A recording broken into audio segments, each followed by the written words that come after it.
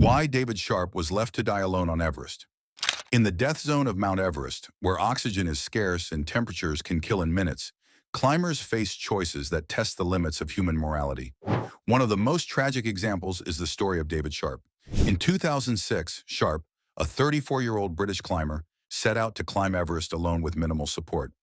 Unlike most climbers who join guided expeditions, he chose a cheaper, independent route, carrying little supplemental oxygen. For him, Everest was not about luxury. It was about proving he could stand at the top of the world on his own. But Everest is unforgiving. Sharp reached a point near 8,500 meters, a place known as the death zone. Exhausted and freezing, he stopped to rest inside a small rock shelter called Green Boots Cave, a grim landmark named after another climber who had died there years before. That cave would become Sharp's final resting place.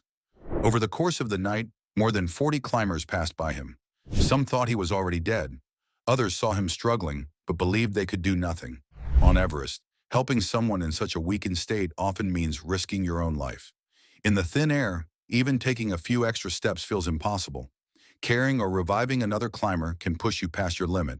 This is why David Sharp was left to die, because in that hostile environment, survival often overrides compassion. Many climbers later admitted they felt haunted by what they saw. The controversy sparked worldwide debate.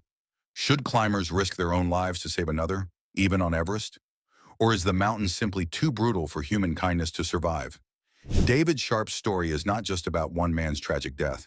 It's about the harsh reality of Everest itself, a place where ambition meets mortality, and where the thin line between heroism and survival forces climbers to make choices most of us could never imagine.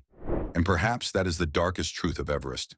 Not everyone who is left behind is forgotten, but not everyone can be saved.